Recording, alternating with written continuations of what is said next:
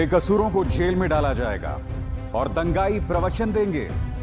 जवाब तो मांगा जाएगा। जब इकोनॉमी धराशायी हो, कूटनीति में भारत पूरी तरह से घिर गया हो, मगर मुख्य धारा की मीडिया में पूरी तरह से सन्नाटा हो, तो जवाब तो मांगा जाएगा ना। नमस्कार, आप देख रहे हैं जवाब मांगा जाएगा टैलेंटेड इंडिया पर। कार्यक्रम शुरू करने से पहले एक बार फिर आप सबसे अपील कि न सिर्फ टैलेंटेड इंडिया को सब्सक्राइब करें, बल्कि उस बेल आइकन को भी जरूर दबाएं, ताकि जैसे ही मैं कोई शो टैलेंटेड इंडिया पर करूं, सीधे आपके मोबाइल फोन्स तक पहुंच जाए। आज जिस विषय के साथ मैं आपके सामने हाजिर हुआ हूं, वो ये कि क्या चीन पर विश्वास किया जा सकता है। यही नहीं, इस शख्स जिस पर प्रधानमंत्री नरेंद्र मोदी ने इतना ज्यादा एतबार किया, यानी कि अमेरिका के राष्ट्रपति डोनाल्ड ट्रंप, क्या उन पर भी एतबार किया जा सकता है। और आज इस कार्यक्रम में मैं उस पर आपके सामने कुछ पुख्ता जानकारी रखने वाला हूं। शुरुआत में करना चाहूंगा 15 जुलाई 1962 के इस अखबार की कतरन के साथ। यह कतरन क्या कहती है, इसे पढ़िए। Chinese troop withdraw from Galwan post, great courage shown by Indian jawans, Delhi warning has worked. तीन चीजें कहता है कि चीन ने गालवान घाटी से पीछे अपनी सेनाएं हटा दी।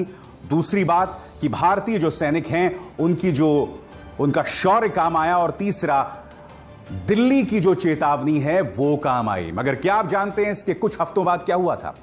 इसके कुछ हफ्तों बाद चीन ने भारत पर हमला बोल दिया था 1962 का, और भारत को शिकस्त का सामना करना पड़ा था। यानी कि चीन ने भारत के साथ विश्वासघात किया है। इतिहास इस बात का गवाह है कि चीन ने हमारे साथ उस वक्त भी विश्वासघात किया था। और अब जो खबरें आ रही हैं उसके मुताबिक यह कहा जा रहा है कि LAC पर जो तनाव चल रहा था लद्दाख में, उसके बाद अब चीन ने भी अपनी सेनाएं पीछे खींचनी शुरू कर दी हैं। पहले तो मैं ये समझ नहीं पा रहा हूं, क्योंकि चाहे भारतीय जनता पार्टी हो या उसका प्रचार तंत्र, वो तो लगातार ये कह रहे थे कि कोई अंदर घुसा ही नहीं है। तो भैया, जब कोई अंदर घुसा ही नहीं है तो वापसी किस बात की हो रही है? क्या इस सवाल का जवाब देगी भारतीय जनता पार्टी सरकार? मगर मुद्दा वो नहीं है। मैं इतिहास में खुद को दफन नहीं करना चाहूंगा। इस वक्त जो तस्वीर सामने उभर कर आ रही है, मैं उसको लेकर आपके सामने कुछ तथ्य रखना चाहूंगा जिस पर आपको गौर करना पड़ेगा।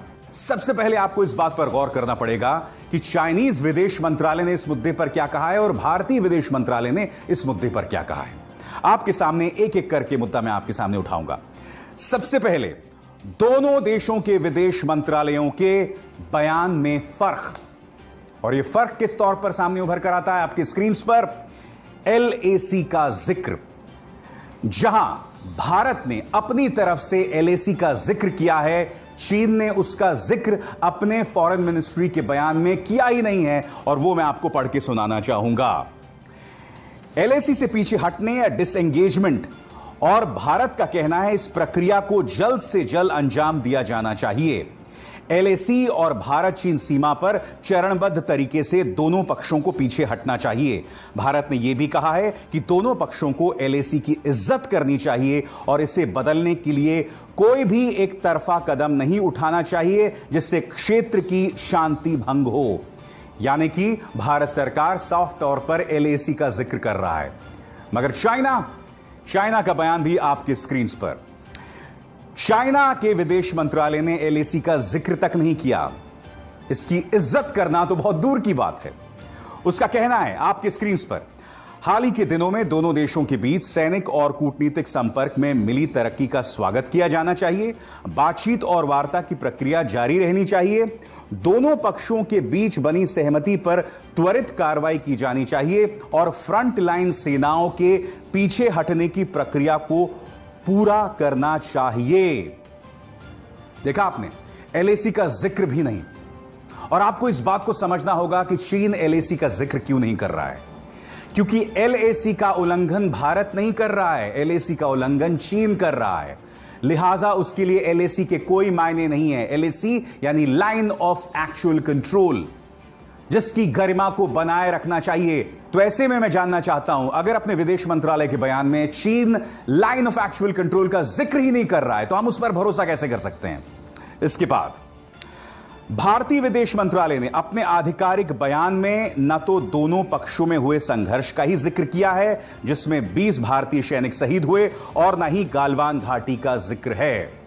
आपको याद होगा, जब 20 भारतीय सैनिक शहीद हुए थे, तब भारत ने अपनी तरफ से 25 जून को एक बयान जारी किया था, और वो बयान क्या कहता है आपके स्क्रीन पर। चीनी सेना का बर्ताव दोनों देशों के बीच बनी सहमति के खिलाफ है।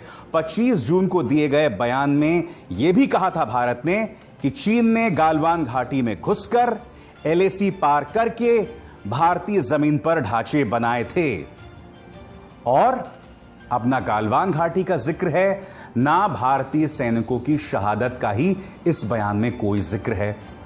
मगर चीन क्या कर रहा है? उल्टा चोर कोतवाल को डांटे। दबंग चीन का क्या जिक्र है आपके सामने। चीन ने प्रमुखता से गालवान घाटी का जिक्र किया है। गालवान घाटी में जो हुआ उसका सही और गलत सबको पता है, स्पष्ट है। चीन अपनी क्षेत्रीय संप्रभुता की रक्षा पुख्ता तरीके से करेगा। क्या कह रहा है चीन? कि गालवान घाटी में जो हुआ वो पूरी दुनिया जानती है, और चीन अपनी क्षेत्रीय संप्रभुता की रक्षा करेगा। आप बताइए ना, जब दोनों देशों के बीच समझौता हो रहा है, तो ऐसे में इस तरह के तल्ख तेवर अपनाने की जरूरत क्या है? आपको याद होगा, जिस दिन प्रधानमंत्री नरेंद्र मोदी ने वो बयान दिया था कि ना तो चीन ने ही प्रवेश किया है भारत के अंदर, ना उन्होंने जमीन पर कब्जा किया है। वो बयान याद है? एक बार फिर वो बयान सुनिए। न वहां कोई हमारी सीमा में घुस आया है, न ही कोई घुसा हुआ है, न ही हमारी कोई पोस्ट किसी दूसरे के कब्जे में है। तो सुना आपने? इसके ठीक बाद चाइनीज फॉरेन मिनिस्ट्री का एक बयान आता है कि गालवान घाटी पर हमारी संप्रभुता कायम है। यानी कि एक तरह से उसने पूरी गालवान घाटी पर अपने कब्जे का दावा कर दिया। अब जो खबर आ रही है, यानी कि दोनों देशों के जो सैनिक नुमाइंदे हैं उनके बीच जो बातचीत आ रही है, उसके हिसाब से चीन का क्या दावा है। आपकी स्क्रीन पर यह मैप ये बता रहा है कि PP-14 यानी कि पेट्रोलिंग पॉइंट 14 से भारतीय जमीन में 800 मीटर अंदर का दावा चीन कर रहा है। यानी कि भारतीय जमीन का 800 मीटर का दावा चीन कर रहा है। और यह खबर पत्रकार शिव अरोर की है, जो आपकी स्क्रीन पर इस वक्त दिखाई दे रही है।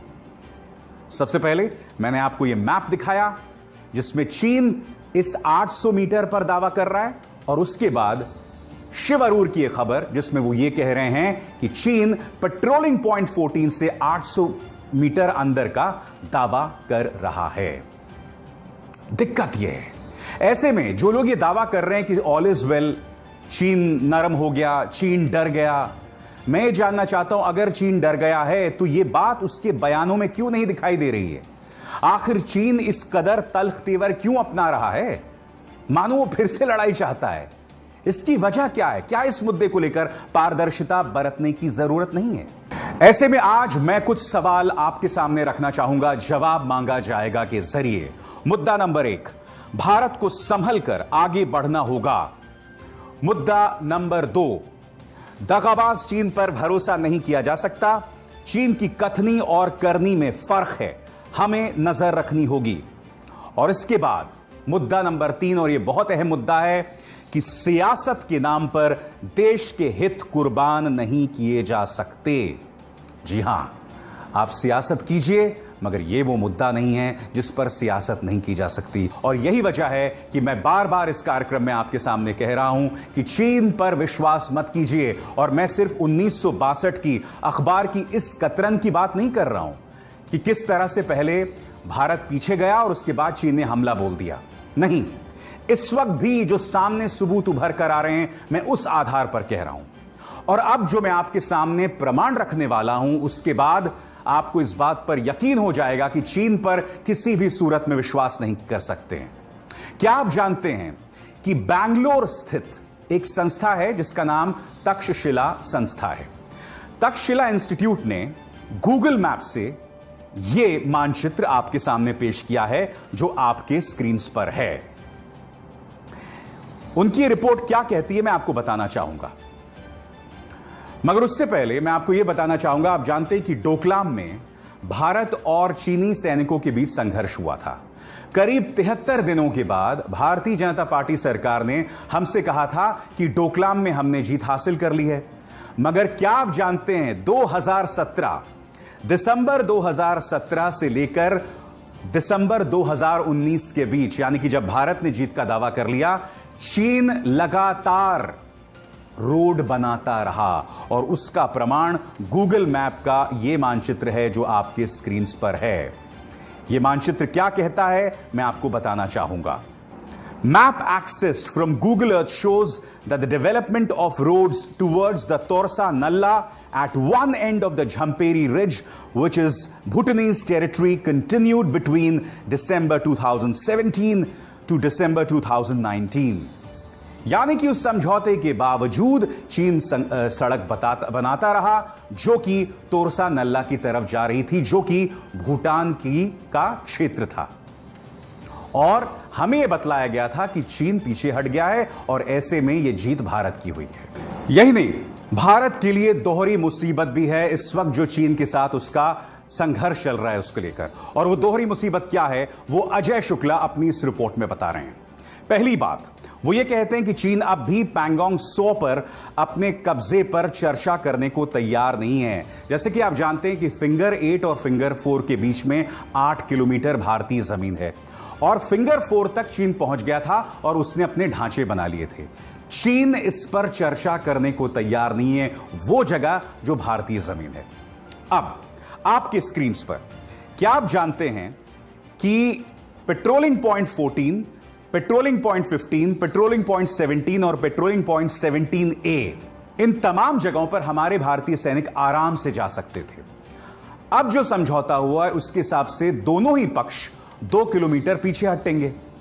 तो मैं जो आपसे सवाल पूछना चाहता हूं, जिसका जिक्र अजय शुक्ला ने भी अपनी रिपोर्ट में किया है, कि चीन तो हमारी जमीन में आ गया था ना, अगर वो 2 किलोमीटर पीछे हट भी जाता है और भारत भी 2 किलोमीटर पीछे हट जाता है तो भारत तो अपनी जमीन छोड़ देगा और ऐसे में दोनों देशों के बीच 4 किलोमीटर लंबा नो मैन्स लैंड यानी बफर जोन बन जाएगा। अब फिर से याद कीजिए वो पेट्रोलिंग पॉइंट्स जिसका अभी अभी मैंने जिक्र किया था। कौन से patrolling points? PP14, PP15, PP17 और PP17A। इस मानचित्र के मुताबिक भारत जो है अब इन पेट्रोलिंग पॉइंट्स पे विचरण नहीं कर पाएगा। ये तमाम मुद्दे हैं जो दुविधा पैदा कर रहे हैं, जो असमंजस पैदा कर रहे हैं और मुझे उम्मीद है कि भारत सरकार इस पर जो है साफगोही से अपनी बात रखेगी। तो कार्यक्रम की शुरुआत में मैंने आपको बताया कि ना चीन पर विश्वास किया जा सकता है ना अमेरिका पर। आपको याद है प्रधानमंत्री नरेंद्र मोदी जब अमेरिका गए थे तो उन्होंने डोनाल्ड ट्रंप की मौजूदगी में एक तरह से रिपब्लिकन पार्टी के उम्मीदवार डोनाल्ड ट्रंप के लिए चुनावी कैंपेनिंग कर डाली थी। याद है आपको? अब की बार ट्रंप सरकार, वो बयान याद है? जी हां, अब की बार ट्रंप सरकार।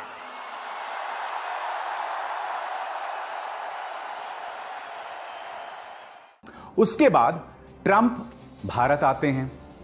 हजारों की तादाद में मोटेरा स्टेडियम में नमस्ते ट्रंप होता है और उसी का नतीजा, कई लोग ये बता रहे हैं, उसी का नतीजा ये है कि आज की तारीख में गुजरात में कोरोना इतनी व्यापक तौर पर फैला हुआ है। अब वहां की सरकार तो खबर बाहर आने ही नहीं दे रही है। तो मैं आपसे क्या कहने की कोशिश कर रहा हूं कि भारत ने पूरी वफा निभाई, पूरी सेवा की ट्रंप की, मगर ट्रंप क्या करते हैं? आपके सामने 2 खबरें। पहली बात, H1B वीजा को वो सस्पेंड कर देते हैं। H1B वीजा क्या होता है? जो भारतीय अमेरिका चाहते हैं वहां पर नौकरी करने के लिए, उनके लिए H1B वीजा होता है और जो कंपनीज होती हैं अमेरिका की, वो इस वीजे का इस्तेमाल करती हैं विदेशी वर्कर्स को नौकरी पर रखने के लिए। डोनाल्ड ट्रंप ने इसे ही कैंसिल कर दिया और क्या आप जानते हैं सबसे ज्यादा H1B वीजा भारतीय लेते हैं। तो मैं ये जानना चाहता हूं कि जब प्रधानमंत्री नरेंद्र मोदी ने अमेरिका जाके डोनाल्ड ट्रंप के लिए चुनावी कैंपेनिंग की थी तो क्या इसका सिला भारत को इस तरह से मिला है? बात यहां नहीं रुकती, क्योंकि इसके बाद जो डोनाल्ड ट्रंप ने किया है ना, वो बहुत ही शर्मनाक है। क्या आप जानते हैं ताजा फरमान क्या कहता है आपकी स्क्रीन पर? यह ताजा फरमान यह कहता है कि अमेरिकी विश्वविद्यालयों में, अमेरिकी कॉलेजेस में जो क्लासेस ऑनलाइन चल रही हैं, उसके फॉरेन स्टूडेंट्स अब वापस अपने देश चले जाएं। यानी कि लाखों रुपए देके जो लोग अमेरिका पहुंचे थे पढ़ने के लिए, अगर उनकी क्लासेस ऑनलाइन हो रही हैं तो अब वो भारत वापस आ जाएं। अब आप भी जानते हैं कि भारत के कई हिस्सों में इंटरनेट को लेकर कोई बहुत मजबूत स्थिति तो है नहीं, और इसकी भी गाज, इसका भी नुकसान जो है भारतीयों को ही हो रहा है।